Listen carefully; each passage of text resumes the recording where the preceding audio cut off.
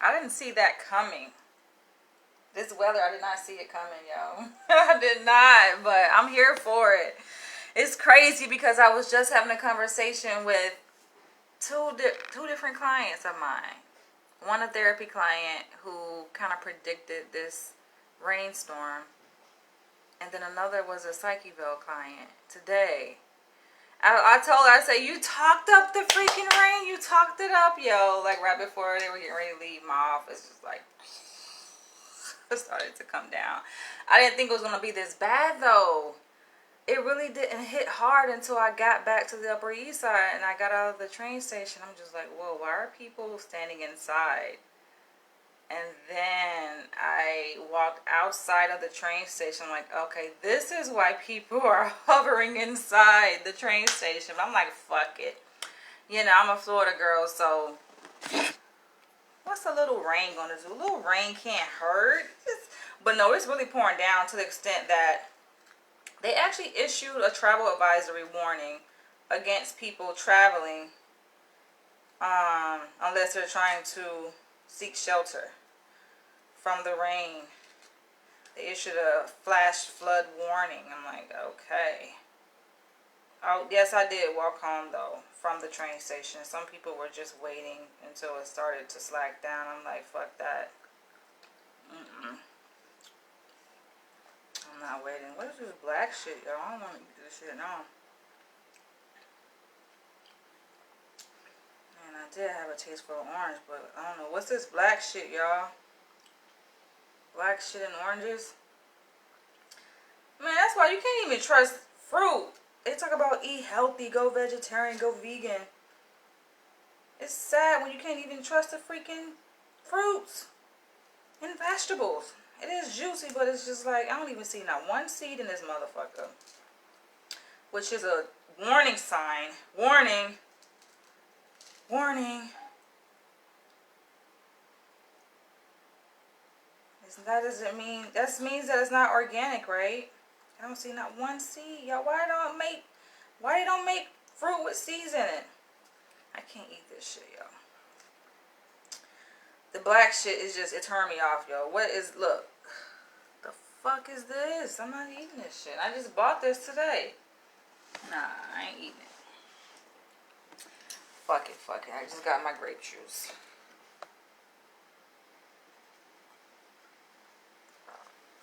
Say check the code. I don't know what the fuck the code is on that motherfucker.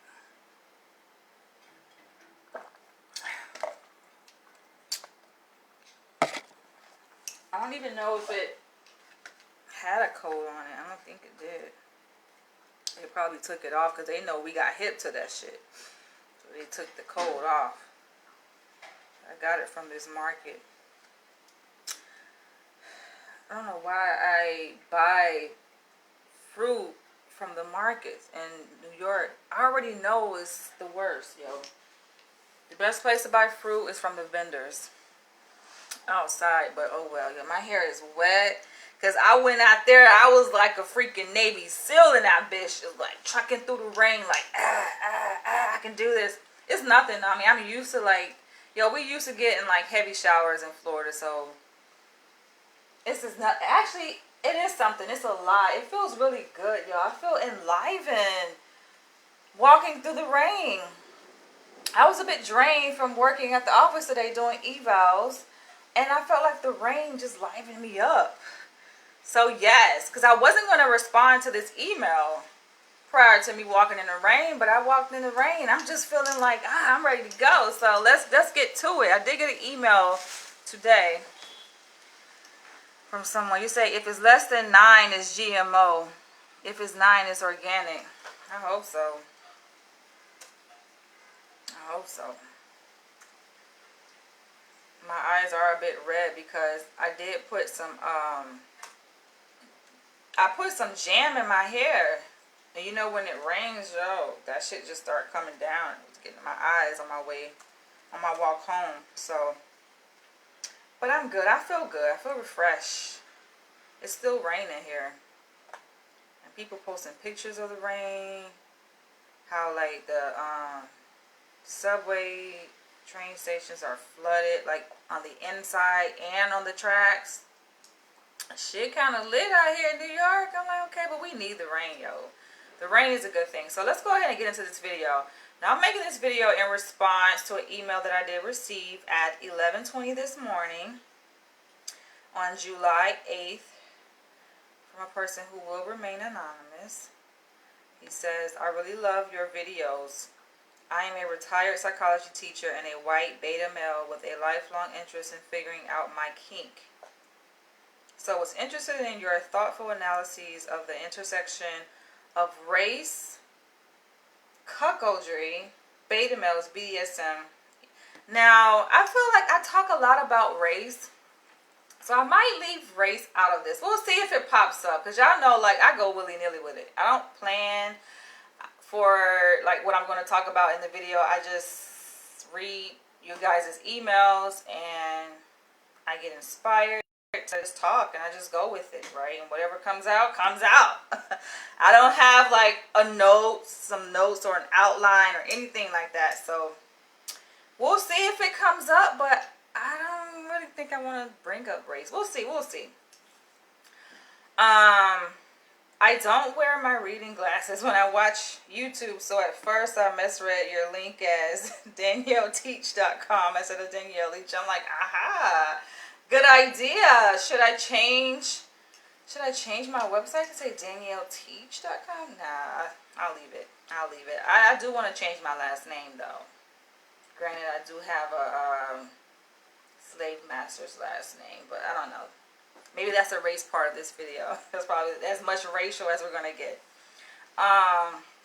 He says, I do feel like you have taught me a lot. Well, thank you. I appreciate it. I feel like you're stroking my ego. So, all right. Thank you. I like to get my ego stroked.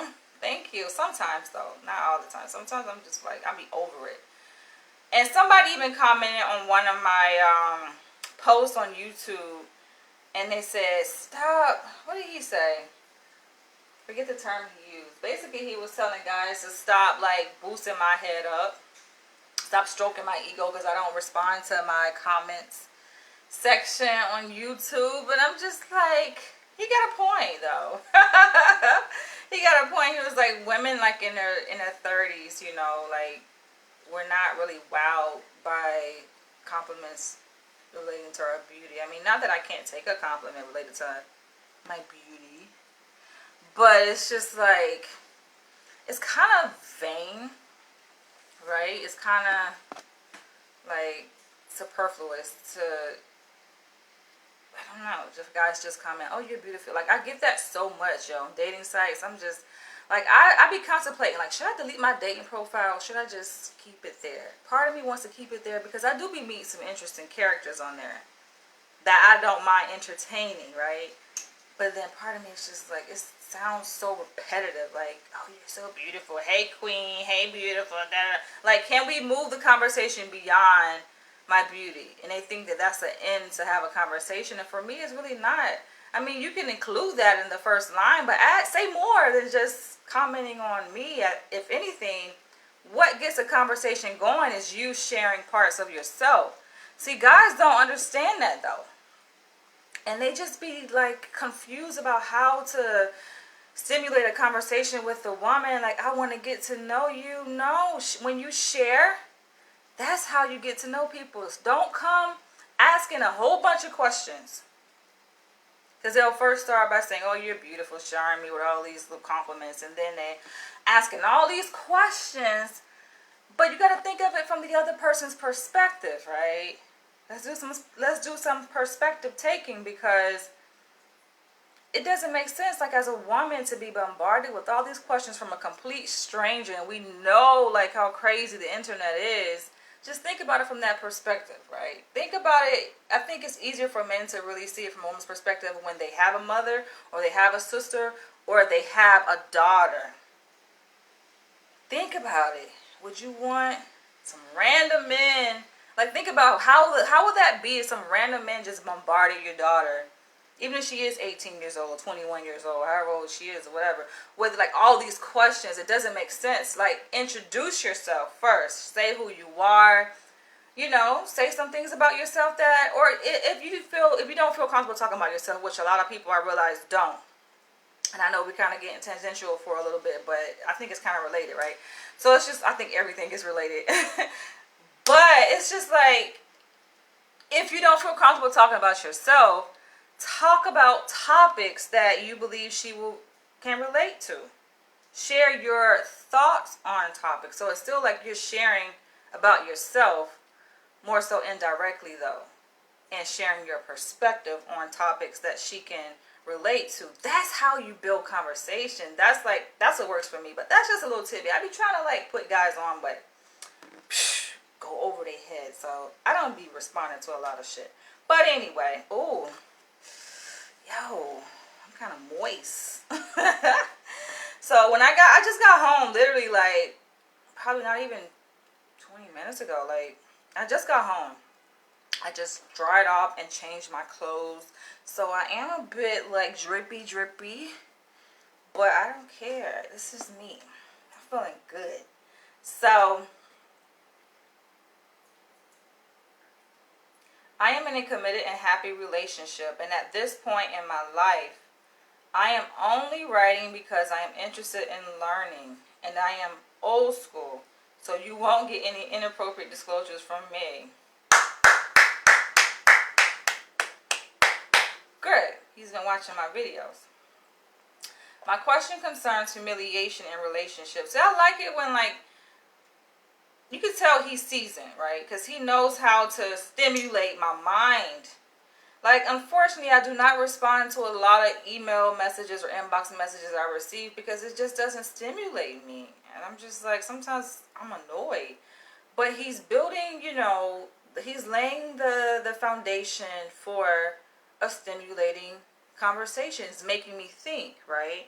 So, and he's you know, specific about what his questions are. Everybody don't have that ability, but kudos to those who do. And he did say he is a retired psychology teacher, so whether that's true or not, I don't know, but hey, let's go with it. Yo, sorry guys, that was another flash flood warning. That was the second one I just received. Like, oh my gosh, okay.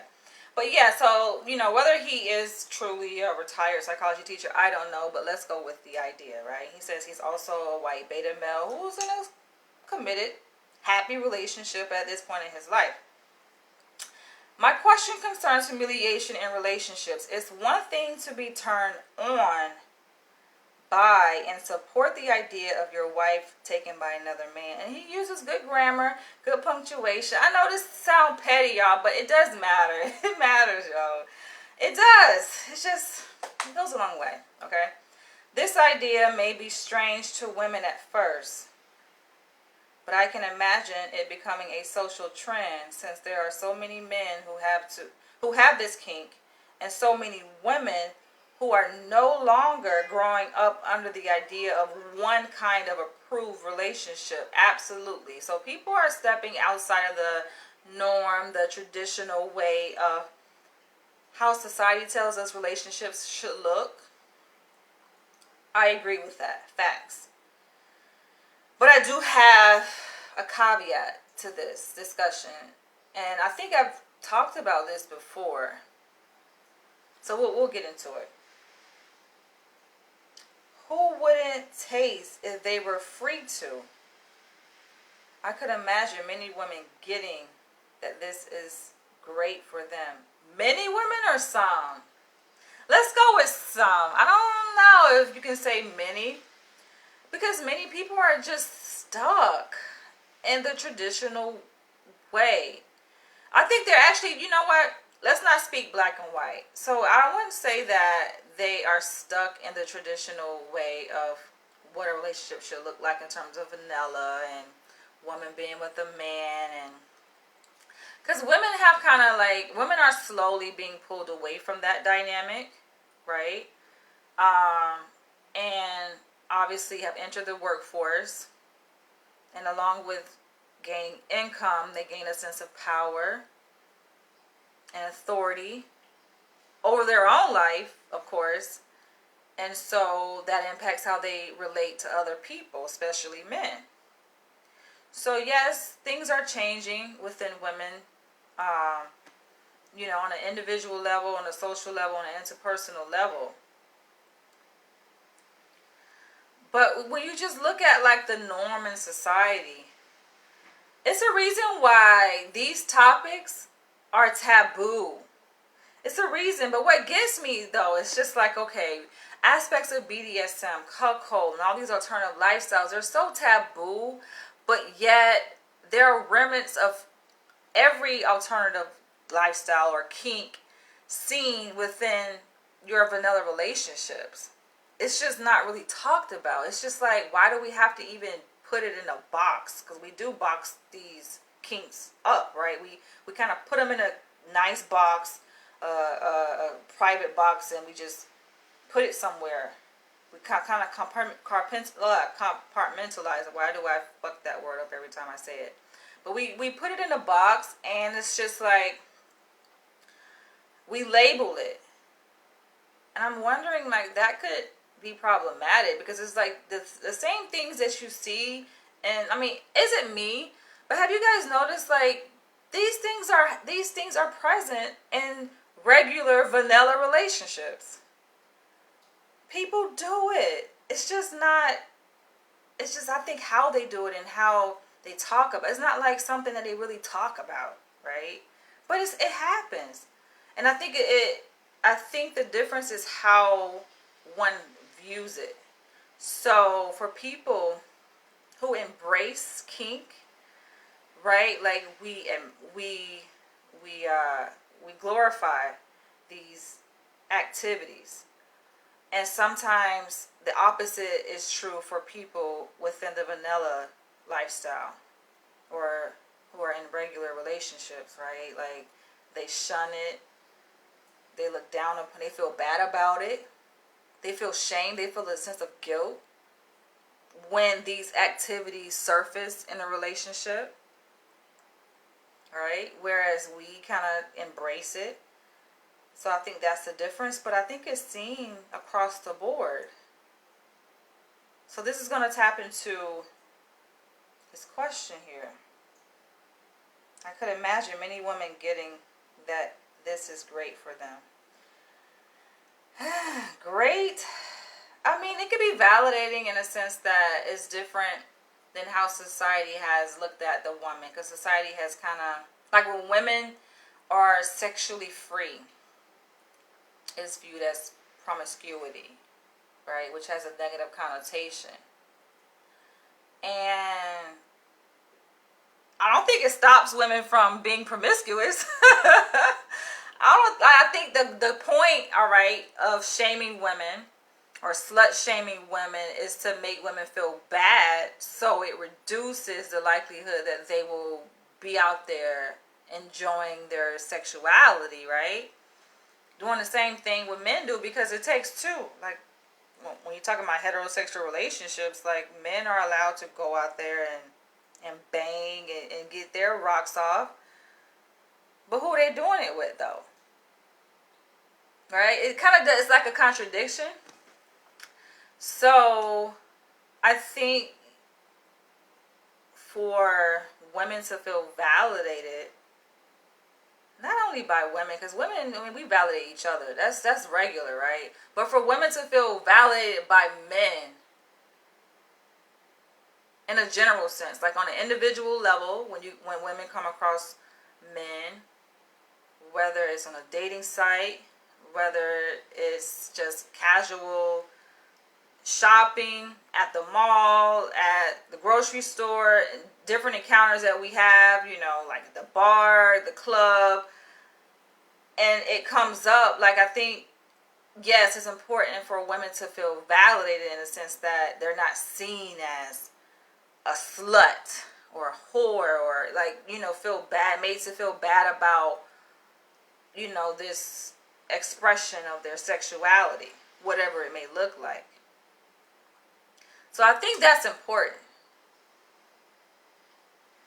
But then, of course, there's a movement of women who feel like they don't need validation from a man. They're going to do it anyway. So that's one thing. But I do think that a lot of women do feel they need validation from men, because it's the men who are the ones who are doing the slut shaming. Women don't really slut shame each other like that. It's the men, right? It's the men, because they come up with this thing, oh, body count. What's your body count? How many men have you fucked? And these movements, you know, MGTOW, you know, degrading women and bashing women, saying that women lose their value as they age, and as the more men that they, you know, have slept with, their value goes down. So it makes sense why women come off to be a bit reserved, like sexually reserved. And it works to a lot of men's disadvantage, because these men are wanting to just be natural, right? To rest in their natural sexuality, their proclivity to just be without anyone's approval, right? Just be. But they can't even do it with other women, because women, you know, we want to protect ourselves, our image, our reputation, you know, how we're seen from the outside world. So it matters.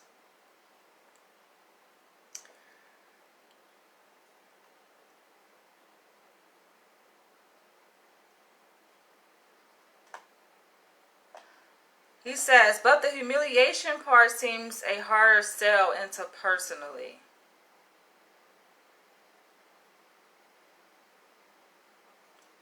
I not only want you to sleep with other men, this is quote unquote as an example what he means by humiliation. I not only want you to sleep with other men, I want you to put me below them, humiliate me, tell me I'm not a man, deny me sex, make fun of my penis size, be mean to me. That's ironic, if you ask me. I had to think about that. I'm pausing because I got to think about that. That's pretty deep. Because it's like, obviously, I don't think this is the majority of men, right? This is a very small niche group of men who have this desire to want to be humiliated by a woman. I think it's interesting. I'm glad that he gave examples, though. Think about that. Tell me I am not a man. Deny me sex.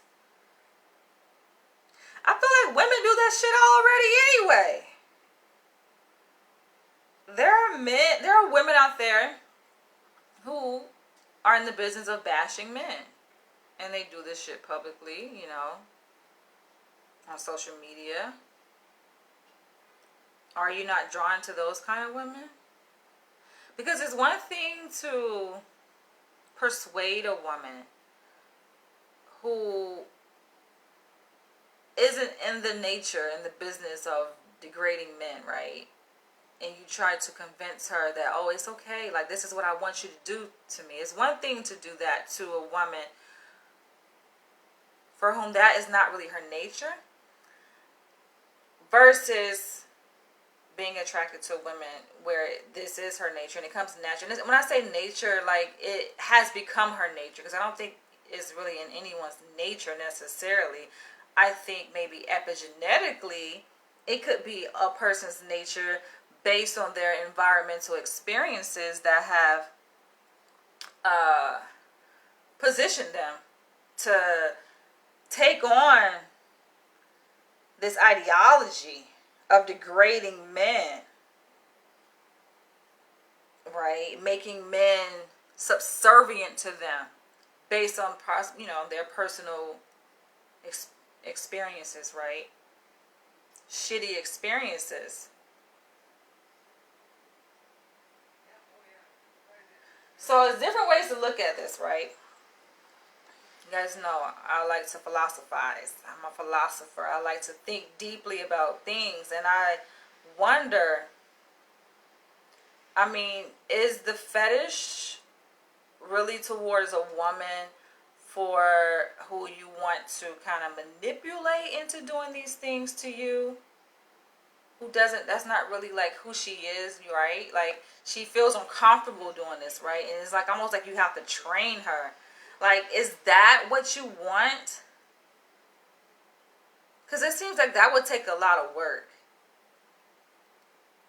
Or are you being naturally drawn to women who you find these traits inherent within, right? Because there are women out there where this comes very easily for them, right? To humiliate men. To say, oh, you ain't shit, basically. Deny you sex. And that's just a form of manipulation, right? And it's really about control. Said you got a little dick. That's probably why y'all drawn to me, huh? Because I do be going there sometimes. I do be going there. And I may come off as dominant. I've been told, like, by men, like, you know, they think I'm dominant, right? And I get it. I have a dominant flavor. So that's probably why I attract a lot of y'all beta white men out there. Which that is not my intention. I promise you, that's not my intention. That's just my, you know, my personality, my presentation. I think, you know, when I am live, right? But in terms of, like, my interaction with a man that I have established trust with and I love, like, I have a different perspective. Like, I have it's a different presentation. I'm more submissive. So it's just interesting, I think.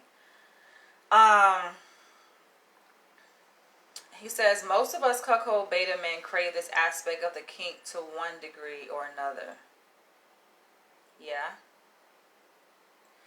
He says, I guess what I am asking is, lots of things can be worked out with couples that love each other. But can you imagine women liking the humiliation part of it? It's a paradox.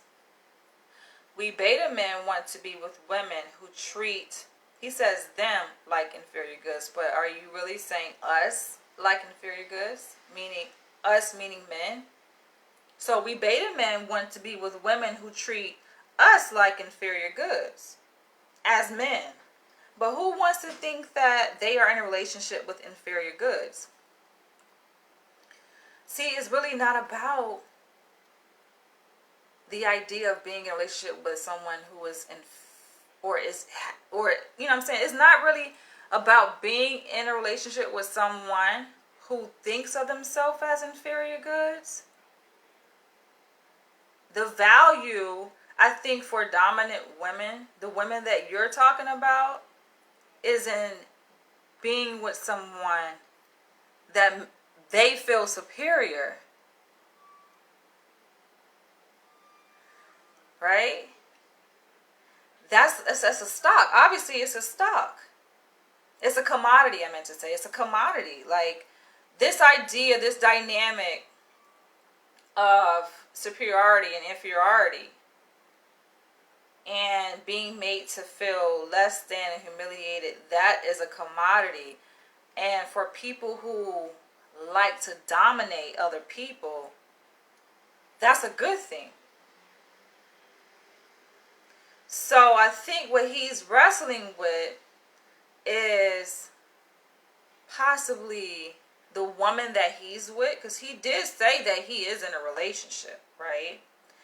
And so I think obviously he has his own desire that he wants. He has an idea of what is going to turn him on in terms of this kink. And people, we need to be clear about, okay, what's kink? Because some people look at it like it's play. We're having fun, it's play. But play is something that you do in a specific time and place, right? Versus if this is who you are, this is just the ongoing dynamic of a relationship that is consistent across time and place. This is who you are, right? And I feel like people need to really like step into who they are, because granted, we all have the ability to choose. If it's something, you know, when you're talking about BDSM and kink, yeah, you can choose, you know, is it just for play, you know, specific time and place, right? Or is this really who I am? This is something I want to maintain, you know, there's no turn off button, there's no switch button, right? This is what I want. Now, he says he's in a committed and a happy relationship, and it could be, right? But it just makes me wonder, like, his wrestling with these questions that he's asking, right? And this paradox that he speaks of, is it really a paradox, or is it a paradox in your mind based on your relationship, the woman that you're with?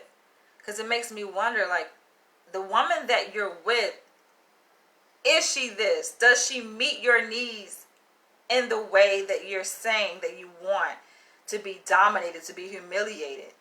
Is she doing that? Because if she was, I don't think that you would have a reason to send me a message. I don't think you have a reason to email me. I think this is something that you want her to do. A lot of men are gravitating towards this idea because it's something that is, they're tapping into something that is deep within them, which I think is a good thing. That's called self-exploration. You're getting to know yourself. And there's no greater feeling than to really tap into who you really are. Different parts of yourself maybe that you didn't really know, or that you rejected or you repressed. Tapping into those things. Understanding why, understanding the motivation for why. I think that's important. Now, I have to say, because I think I said this before, that it's important that what you desire, right? To try to impose your desires onto someone else. Because you're talking about a relationship. So it's not just about you. It's about you and the other person. And it has to work for both of you. Right? And if you have these desires, this fantasy of what you want to experience in a relationship, right? And you're already with someone. You say that you're happily married or involved with someone. What could fuck that up, that happiness up, right? It's like you're transitioning, like you're becoming something different than what that person expects, and that, like, you saying that, okay, wouldn't it be nice? Because like you're trying to sell the idea, but you already admitted that it's a hard sell, and it is a hard sell because that's not probably who your partner is, though. So to try to like get her to become this woman who does these things to you, I mean, it sounds fun, stepping outside the boring, everyday, mundane interactions that you probably have with her, right? It's kind of a way of spicing things up. So I guess it really depends on your partner, because your partner may be for it. Some people are, looking for ways to spice up their marriage or their long-lasting relationship with their person. And it's interesting because the things, like I said, and it goes back to what I said in the beginning, like the things he's asking for is things that you see in regular vanilla relationships, but it's looked at as toxic. And it's toxicity because it's basically an enactment that people are drawn into against their will. It's just like, what the fuck? This is not what I want. So that's what I mean, that one has to be careful, because if you have these desires and you're imposing these things that you want to see played out in your relationship upon someone, an unwilling partner who does not want to participate in that level of toxicity, and I'm saying quote unquote because it's all about perspective. You don't see it as toxic, but she may. And that is where a conflict will arise. And your little happy relationship won't be happy for long, right? Because you're wanting to create, some people will look at it as drama. But that's those drama relationships, like you have to admit, those dramatic, intense relationships be so exciting, yo. And people don't want to admit that sometimes. And they don't want to admit that that's the reason why they stay. Because people complain about, oh, my partners did this and they treated me this way and all these things happen. And you ask them like, okay, well, what made you stay? Oh, I love them. No shit. It makes sense. Why you would love them? Why would you stay for so long? Yeah, because you love them, because there's something special about being drawn drawn, even if it's something that seems a little bit dark. It's like you're being challenged, you're being manipulated, you're being moved. There's a level of excitement and there's a level of mystery and curiosity and not knowing how a person's going to respond and going against the grain of what society says is right. And just being. I call it just being. You'll hear me say that like a lot. Just be. And what I mean by that is just be. Sometimes that is the answer to a lot of our distress in life. Because we're fighting so hard to be something that we're not. But if we just take the time to just be. And it sounds like he wants to just be. But I don't think his partner, I mean, this is a thing. I wonder, like, this is me, right? Because it makes no sense. And I'm a advocate. I'm a firm believer of people living their truth. And if you cannot live your truth unapologetically with someone, why are you with that person, though? It just makes you wonder, because it's not going to work. People grow. And I think the beauty in relationships is finding someone who's willing to grow with you. That growth can take the form of many different shapes, right? Like, it can evolve in so many different ways, right? And if your partner is not willing to grow with you, like, why hold on to that? You say you're happy. Okay, you're happy, then what's the point in all of this? Like, what's the need to even have a conversation about this? You want to spice things up, okay, but you already know it's a hard sell. You said it. It's a hard sell. So, and even if, let's go with the idea, the possibility that she does oblige and she agrees and says, all right, I'll try it. Maybe it's not in your relationship. Maybe it's just hypothetically speaking in terms of interpersonal dynamics between men and women, right? And you're assuming that a lot of women probably would try it, but may be more so reluctant to do these things, right? But let's say that a woman agrees. Like, I feel like it wouldn't be the same getting this kind of treatment from a woman that you train to do this. Like people talk about going to workshops, and I actually mentioned this before. I don't feel no shame or guilt about this either. That yes, I did date a guy, was, set financially, had his own business, flew me out from LA to New York. This was like a couple of Christmases ago. And things were going smooth.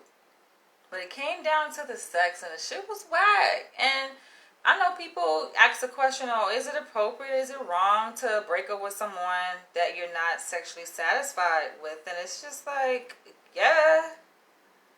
I'm not even about to play those games. And then a female commented on my post and was in disagreement with me and said, oh, why? Why did you do that? That was wrong of you. Like, you could have just took him to a workshop and he could have learned ways to sexually satisfy you. And I'm like, no shit. No shit. Of course I know these things, but I don't think it's the same. No, I like organic, genuine, dominant, good sex men. Right? If that ain't you, that ain't you. To go to a workshop, to take classes, now I don't have the patience. Some of y'all may have more patience than me, but it's just not my thing. I am not doing that. Fuck all of that. I feel like there's so many people out there, there's a variety of people where, you will meet your match. Now, granted, that was a couple years ago, and I am still single, but I have went on dates. So I know, like, I've come across men. There are different flavors of men out there who meet my fancy in some areas, but they don't do it for other areas, right? Because I can be very selective. Not picky, but selective. So I'm okay. I'm okay with being single.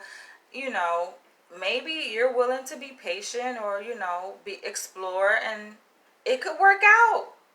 It could work out where you introduce these fetishes, these desires, these fetish desires to your partner, and she's like, hell yeah, I'll do it. I've been wanting to do it all along. I've been wanting to do this shit all along, but I didn't want to offend you. And she didn't even know that you liked it. She didn't even know that you like being denied sex, having your penis made fun of, right?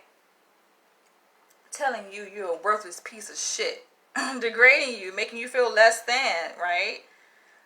She probably didn't even know that. That's new information to her, so it can go either way. And I understand that, right?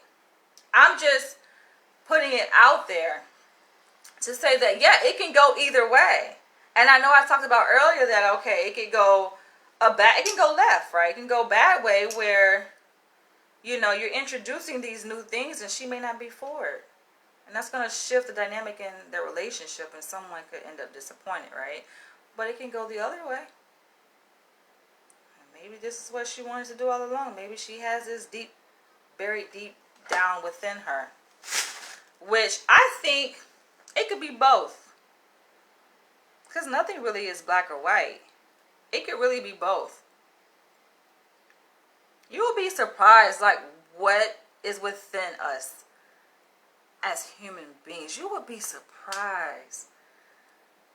You would be surprised the distance that people would go that you probably doubted. Like, nah, they wouldn't be for that. Because we are very malleable people. And even though it comes off, I think, on the surface that we're very resistant to change, and we're kind of robotic-ish, we're socialized to be a certain way, and people would be more so opposed to doing something that goes against the grain. You would be surprised what you can find deep within a person when it's tapped into.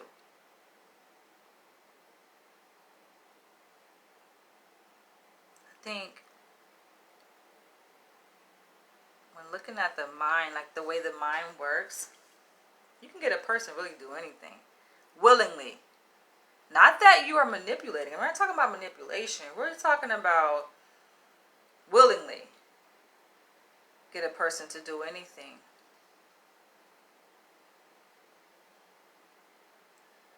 I know this to be true. I know this to be true. He should know it to be true too, as a psychology teacher, right? Studying behavior. So on that note, I am going to end, but I'm interested in hearing what you all think about this topic. It's very interesting. Now, in terms of my own personal perspective, right, or opinion when it comes to humiliation, that I haven't really touched upon yet, is that personally, I don't want to be humiliated. But I get it though, because underneath a person's desire to want to be humiliated, I think it's really about wanting to be dominated. That's really what it is. I think that's why he asked me to tie it into BDSM, because it's related. So I understand domination and submission. I understand that very well. I understand the whole power exchange. And when you give someone the power, because you understand that the person who agrees to humiliation really has the power. You're giving a person that permission to have a degree of authority over you, to humiliate you. And from that, you're gaining a degree of satisfaction, of pleasure. It makes you feel good. And one may ask, what is driving a person's desire or need to feel humiliated? But it can be comforting, though, when you think about it. Because when you think about a person being driven to want to feel dominated, and I don't think people understand what that means to be dominated, right? What comes along with that when you're being dominated? It's like you're being taken care of in a way. I guess it sounds counterintuitive in a way, but you're being taken care of. You're being nurtured. You're being owned. Like someone is responsible for you in that respect, right? And it can have a root. I talk about this a lot, how a lot of things that we play out as adults can have a root in childhood, you know. So one may ask the question, okay, a person has a need to feel owned or controlled. Why? What is really beneath that? Is it a desire to feel love? And in their mind, they have made the association between love and domination and control. Possibly. Was there a lack of control and authoritativeness in the household growing up, so that they crave that? They crave that piece of humiliation, right? Because that's only a piece of the puzzle. When you think about humiliation, I look at humiliation as just like a branch within domination. Like we have domination as the umbrella, and humiliation is just a part of that. Parents humiliate their children all the time. When you think about it, think about this shit, yo. The things that we are playing out as adults, it's just basic stuff that you see in ordinary life. Parents do humiliate their children. And humiliation serves a purpose, though. It's like a form of correction, in a way. Right? It's a way that you could manipulate a person's behavior to get a desired effect when you humiliate a person. But even through that humiliation, right, because that's a deep feeling. It's a feeling, right? It's a feeling that you feel, yes, a psychological feeling, but feelings have a physiological basis to it. It's something that you feel throughout your body. You ask a person when they are being humiliated, right?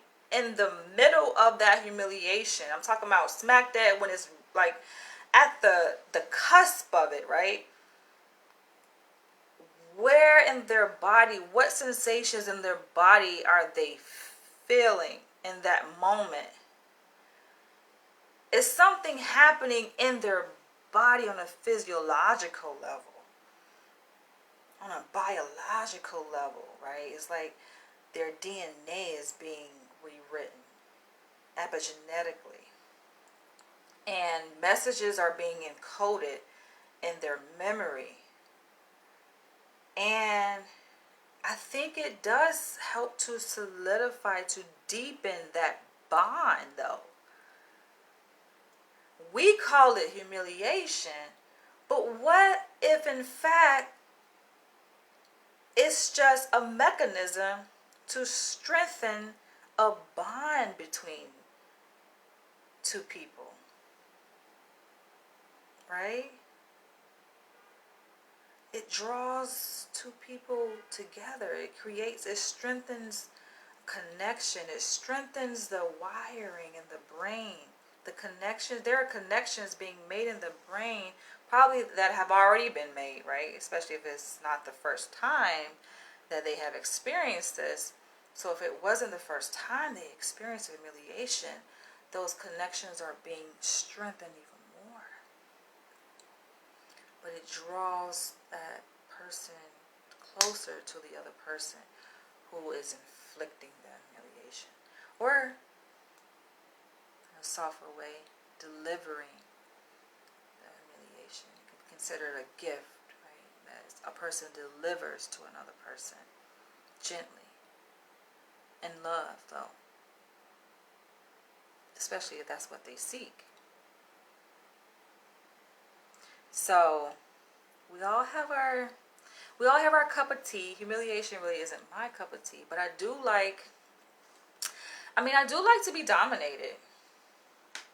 And I do have my ways of, I like to be dominated. I like to be told what to do. So that kind of tapers along that same family. I think it is very closely related, right? In terms of, being controlled told what to do and being humiliated. Those are like cousins, right? So I can relate. Feel free to share your comments below. I'm going to end on this note, and I'll catch you guys in the next one.